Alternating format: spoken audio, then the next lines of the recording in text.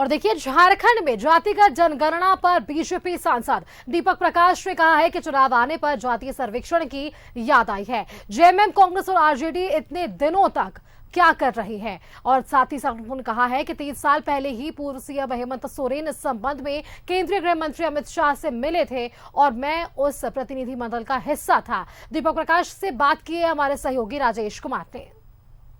झारखंड में राजनीतिक गहमागहमी शुरू हो गई है क्योंकि कुछ महीनों बाद विधानसभा का चुनाव होना है। राज्य सरकार की ओर से कई लोक लुभावन निर्णय लिए जा रहे हैं। हमारे साथ हैं बीजेपी के पूर्व प्रदेश अध्यक्ष और राज्यसभा सांसद दीपक प्रकाश जी। उनसे जानेंगे इन घोषणाओं का क्या माने मतलब है। दीपक जी, वो जातीय सर्वेक्षण कराएगी यह सरकार, किसने रोका है, कब रोका है? इनके मन में ही पाप है, पाप। ये नहीं चाहते हैं कि जातीय जनगणना हो।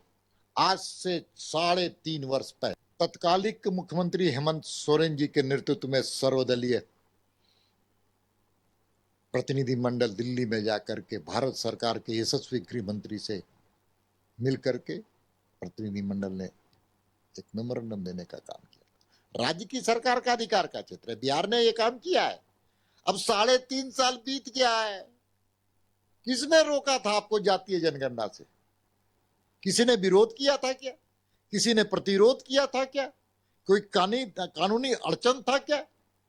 नीतीश कुमार तो करके दिखाए, आपने तो करके दिखाया नहीं। जब चुनाव का समय आया तो झूठे सपने और भ्रम की स्थिति पैदा करने का और मुंगेरी लाल के हसीन सपने दिखाने का काम आप कर रहे हैं। आपको तो शर्म आना चाहिए, शर्मसार होना चाहिए। सबसे ज्यादा अगर पिछड़े समाज का हित किसी ने किया तो उसका नाम कांग्रेस है। कांग्रेस वल्लभ भाई पटेल को, सरदार वल्लभ भाई पटेल को प्रधानमंत्री बना, डॉक्टर अंबेडकर को चुनाव हराने का काम किया और तो और पिछड़ी समाज को सिर्फ वोट बैंक समझने का काम किया।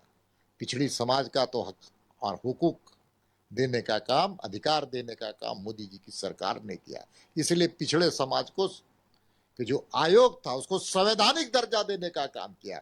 आज भी सबसे ज्यादा केंद्रीय सरकार में जो मंत्री हैं उसमें सबसे ज्यादा पिछड़े। चाल नहीं चलेगा, ये जालसाजी नहीं चलेगा, ये फरेबबाजी नहीं चलेगा। और पिछड़े समाज का हक आपने छीनने का काम किया।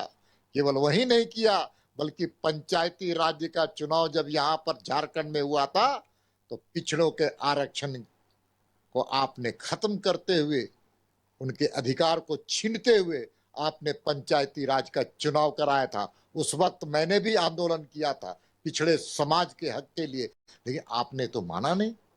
और आज जब चुनाव का समय आया तो जातीय जनगणना के नाम से 3.5 करोड़ जनता को भ्रमित का काम कर रहे हैं। इससे दुर्भाग्य और कुछ नहीं हो सकता है, दुर्भाग्य और कुछ हो ही नहीं सकता है। ये सरकार निकम्मी सरकार है, बेईमान सरकार है, भ्रष्टाचारी सरकार है और जनता को छलने वाली सरकार। कैमरामैन कौशल के साथ राजेश कुमार, न्यूज़ 11 भारत, रांची।